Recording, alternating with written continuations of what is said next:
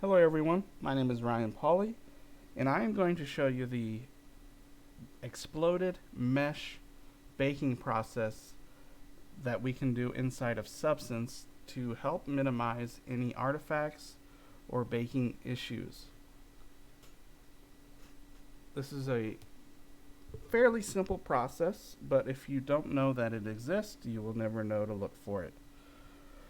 So, the first thing you want to do is you want to open up your modeling package of choice and make sure that you have your low poly and your high poly both active and fully present. As you can see here, I have my low poly here and it is in a group. And then I also have my high poly sitting in the same spot, and it's also in a group. And just for organization methods, I went ahead and made sure all the names match. You know, highs for the highs and the lows for the lows, which enables you to also bake by mesh name if you so choose. So what we want to do is we want to take our low poly group and we want to simply duplicate it. And then we're going to do the same thing with our high poly group. We're just going to simply duplicate it. And then we're going to select our low poly group and our high poly group. And we're going to isolate those. I don't know how you would do this in other packages, but in Maya, you can press Control 1 or this Isolate Select button up top. So now that those are isolated, we can go over here and we're going to grab our low poly and high poly together. And we're just going to move them apart from each other.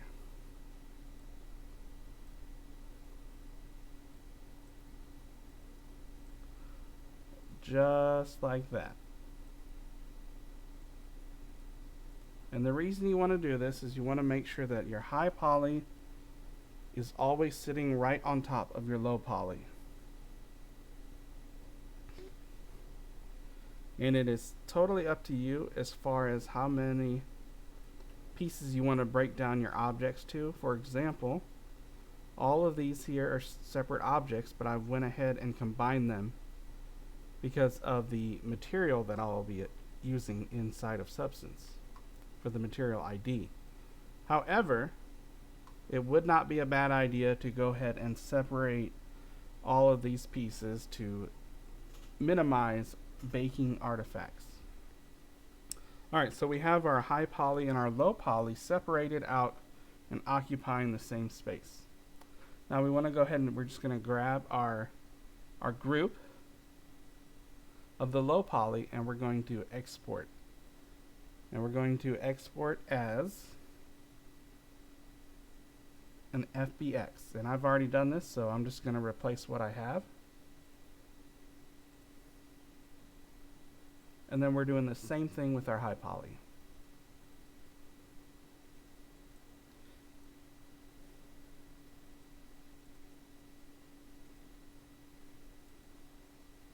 All right. And from there, we're just going to hop over into Substance. As you can see, I've already been playing around with this to make sure it works out for everybody. By the way, this is how I did my prop for the boot camp. We're just going to start a new file. We're going to select our low poly phone. And I'm not going to go too high because my computer is not all that powerful.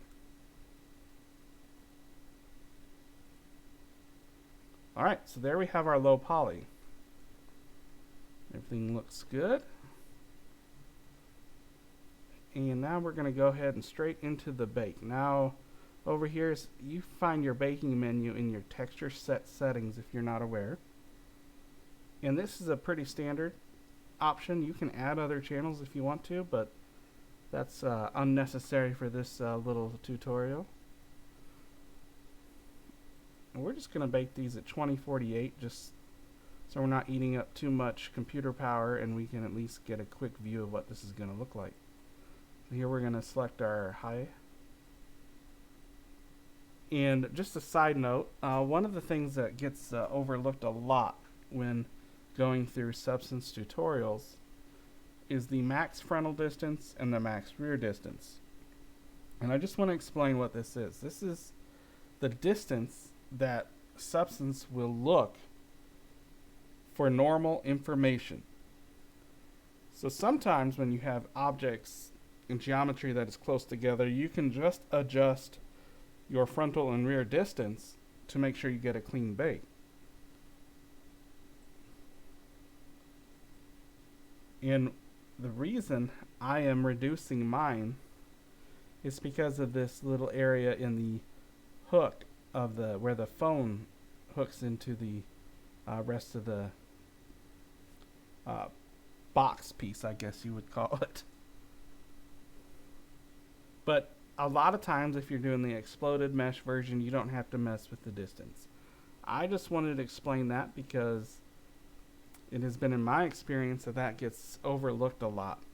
So it is something that you can use, and it is a tool set. So if you just think of it like how far out those rays are going to go to search for normal, you can determine if you need to increase your distance or lower the distance. Alright, so that's pretty simple. Other than that, we're going to set our anti-aliasing to 4x4, and that should be all we have to do. And we're just going to let it work its magic. And now typically for doing a game asset, you would have your materials assigned to your high poly,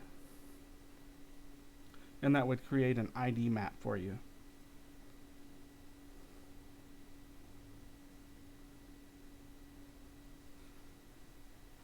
As a matter of fact, let's just go through that real quick. We're going to rebake this.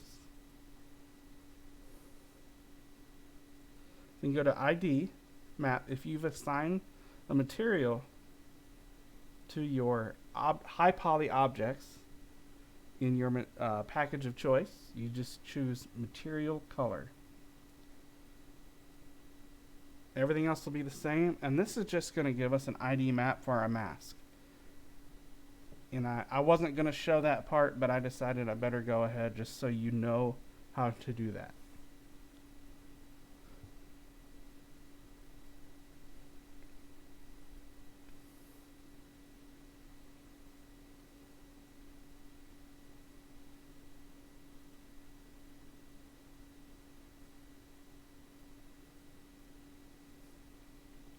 Alright, looks like we have all of our maps, and you see them over here.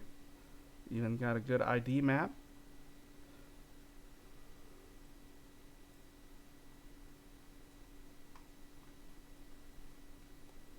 Alright, now the fun part, we're going to jump right back over to Maya in my case, and we're going to hide these exploded meshes. And we're going to bring back the original low poly. That's still intact. Everything is where it was originally. And we're going to re-export this out. Now I'm just going to replace the low poly version I just exported. It may be a good idea to have a new file or save file for that, but if you've got a pretty good handle of this, you can probably just go ahead and overwrite the last one just to save space.